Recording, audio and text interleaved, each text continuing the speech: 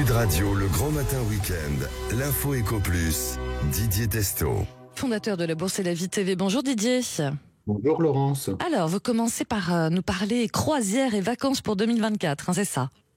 Alors c'est vrai que l'année prochaine s'annonce comme une année record pour les vacances en croisière. Les voyageurs de tout niveau de revenus, de budget ont réservé des voyages avec des volumes plus élevés qu'avant la pandémie de Covid-19, notamment selon les croisiéristes et agents de voyage américains.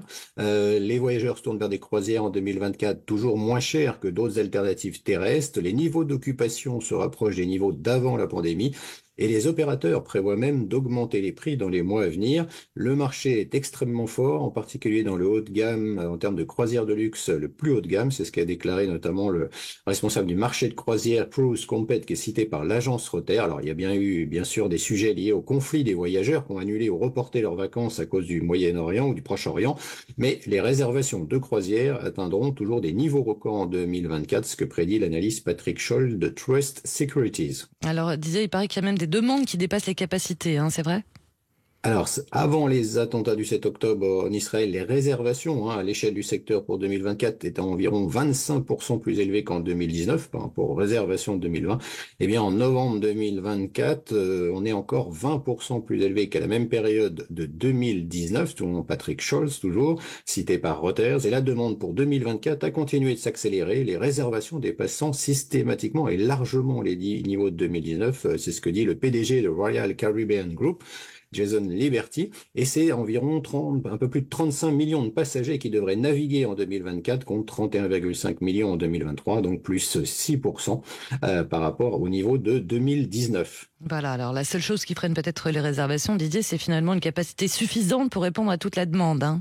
Alors c'est vrai que le PDG de Carnival, John Winstein, a déclaré en septembre notamment que les volumes pour 2024 diminueraient parce que l'entreprise pourrait même épuiser ses stocks de vente malgré donc une augmentation de capacité de 5% par rapport à 2023. Du côté des plus petits opérateurs, eux aussi affirment que les volumes débordent. C'est le cas de la compagnie de croisière de luxe privée qui est basée à Oslo, la Sea Dream Yacht Club, qui a déclaré que les réservations étaient si fortes pour 2024 et 2025, elle a déjà ouvert les réservations pour l'automne 2026. C'est ce qu'a dit le PDG Atle Brienstad. Et dans cet article de Reuters, on apprend également qu'avec de plus en plus de personnes ayant la possibilité de travailler à distance, il est facile de parcourir ces courts itinéraires, notamment dans les Caraïbes, parce que avec le télétravail, voilà. Donc Laurence, vous imagine depuis votre cabine vue mer pour bosser tranquillement. Oui, on va pas attendre un petit peu. Didier, les agences de voyage en ligne s'organisent face à ce boom de croisière. Alors, la plus grande marque d'entre elles, Booking.com, a lancé même un secteur de croisière direct, vertical, comme on dit, en novembre pour répondre à cette demande croissante de croisière. Les croisiéristes sont fidèles. Les données montrent que la majorité des personnes qui ont fait une croisière repartiront en croisière, ce qui en fait un élément privilégié pour une croissance continue. C'est le PDG, directeur général américain de Booking.com, qui le dit. Bon, alors, s'il le dit.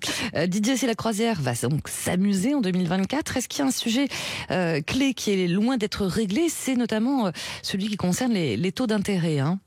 Alors c'est vrai, quand on s'intéresse au marché financier et à leurs anticipations, on peut voir une différence très nette entre les souhaits et la réalité. Ça a été le cas en 2023 sur les anticipations de hausse des taux d'intérêt, que ce soit de la Réserve fédérale américaine ou celle de la Banque centrale européenne. On peut le dire, la plupart des spécialistes sont trompés. Les taux ont monté beaucoup plus que prévu.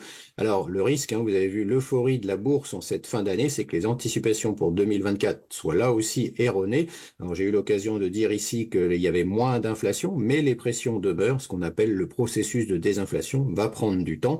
Puis il faut le rappeler, l'impact des récentes hausses des banques centrales, de taux des banques centrales, continuera à se faire sentir pendant des mois, voire des années. Pour être complet, il y a aussi beaucoup d'incertitudes géopolitiques. Oui, qui concerne forcément et pas seulement le Proche-Orient.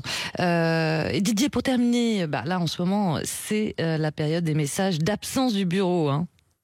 Oui, c'est vrai qu'alors Jeanne vous dit de faire un message très sérieux avec une personne à contacter en particulier, pas de message drôle surtout qui pourrait effrayer la hiérarchie ou les clients. Alors je vous laisse imaginer pour le mieux là où vous êtes le vôtre. De mon côté, j'ai envie de dire qu'après 3 années difficiles pour toutes et tous, à tout point de vue, crise sanitaire Covid, inflation jamais vue depuis les années 70, crise majeure de l'immobilier en France, guerre en Europe à 3h30 de Paris, guerre au Proche-Orient, pour ne citer que ces événements, nous sommes en vie, nous nous parlons En 2024, ce sera une nouvelle année qui arrive. La Bourse et la Vie TV que j'anime aura 15 ans en janvier 2024. 15 ans, c'est encore jeune.